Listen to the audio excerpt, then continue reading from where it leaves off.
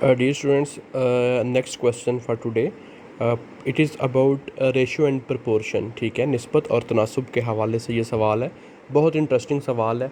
सिर्फ आप इसको अगर एक दफ़ा समझ लेंगे तो आपकी एक बहुत बड़ी डिफ़िकल्टी सॉल्व हो जाएगी. ठीक है, वो कहता है कि 50 men can do a work in 8 days. How many men shall do the same work in 20 days? ठीक है, कि 50 लोग 8 दिनों में एक काम करते हैं. ठीक है, कितने जो है ना लोग रिक्वायर्ड होंगे अगर वही काम उनको 20 दिनों में करना पड़ जाए. ठीक है, अब हमारे पास यहाँ पे दो फैक्टर हैं. ठीक है, मेन का फैक्टर है और डेज़ का फैक्टर है.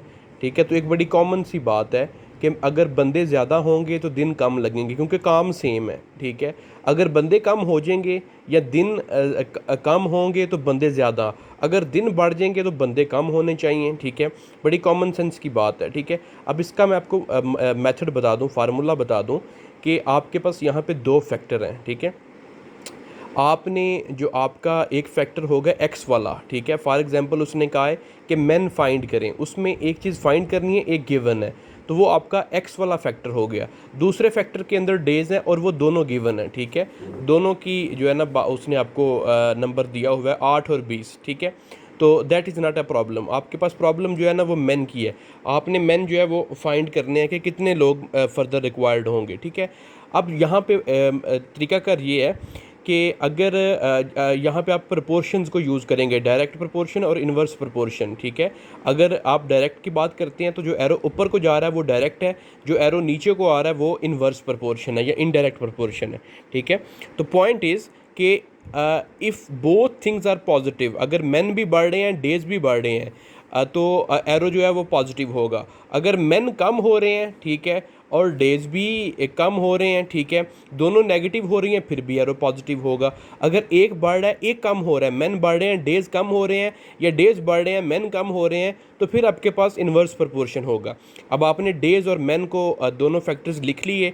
डेज कितने हैं, पहले आपके पास 8 डेज़ हैं, फिर 20 दिन है. 8 और 20, दूसरी तरफ आपके पास 50 मैन है, दूसरा आपके पास एक्स है.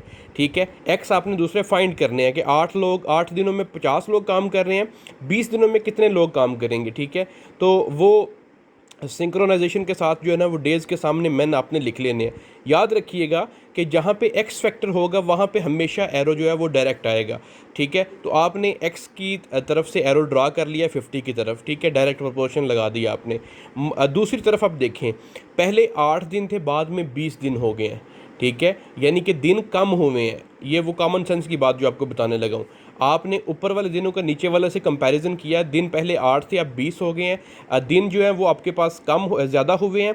अगर दिन ज़्यादा होंगे तो बंदे जो हैं वो कम हो जाएंगे. ठीक है, क्योंकि काम सेम है. अगर आपने 2 मज़दूर लगाए हैं, वो एक काम 15 दिनों में करते हैं. अगर आप 10 मज़दूर लगाएंगे वो वही काम 2-3 दिन में कर देंगे. ठीक है, सो यहाँ पे डेज़ इंक्रीजिंग, तो अंडरस्टैंडिंग की बात है. मेन जो है वो अगर दिन बढ़ेंगे तो मेन डिक्रीज़ होंगे, एक बढ़ रही है एक कम हो रही है. ठीक है, इन्वर्स प्रोपोर्शन. ठीक है, अब जिस तरफ से एरो स्टार्ट हो रहा है उसको लिखते हुए आप ऊपर वाली साइड पे लिखेंगे. 8 से एरो स्टार्ट हो रहा है, 8 ऊपर आएगा, 8/20 इक्वल्स. ठीक है, जब आपने एक्स वाली रकम लिखनी है तो आपने इक्वल टू के बाद लिखनी है x/50. क्रॉस मल्टीप्लिकेशन करें, ये 20x और 400 बनता है. ठीक है, x = 20 आ जाता है. सो 20 men मोर नीडेड. ठीक है, a very simple question. Thank you so much. इसी पैटर्न पे आप बाकी के सवाल भी हल करेंगे.